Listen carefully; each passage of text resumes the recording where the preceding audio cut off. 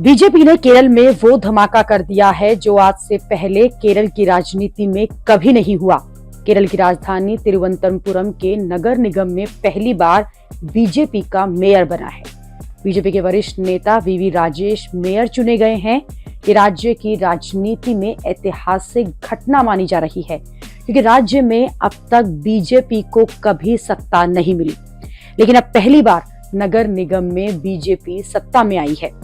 BJP के वीवी राजेश चुनाव जीतकर मेयर पद की शपथ ले चुके हैं। इसके अलावा आशा नाथ भी बीजेपी की पहली डिप्टी मेयर बनी हैं। हैरानी की बात यह भी है कि वीवी राजेश ने केरल में धमाकेदार जीत दर्ज की है। वीवी राजेश के सामने सत्ताधारी लेफ्ट का उम्मीदवार भी नहीं टिका और कांग्रेस जो है वो भी कुछ कमाल नहीं कर पाई। मेयर के चुनाव में 100 में से 51 वोट जो हैं वो वीवी राजेश को मिले और लेफ्ट डेमोक्रेटिक फ्रंट के उम्मीदवार को 29 वोट मिले।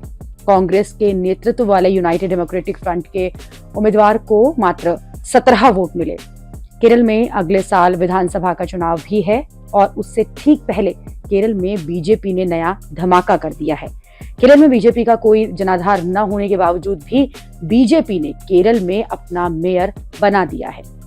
केरल से ही प्रियंका गांधी भी सांसद हैं और प्रियंका गांधी के सांसद बनने के बाद केरल में पहली बार विधानसभा का चुनाव होगा।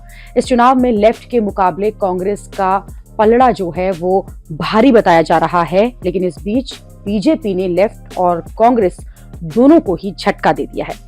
इस जीत से बीजेपी बहुत उत्साहित है। बीजेपी नेता इस जीत को केरल में बीजेपी के आने का तूफान बता रहे हैं।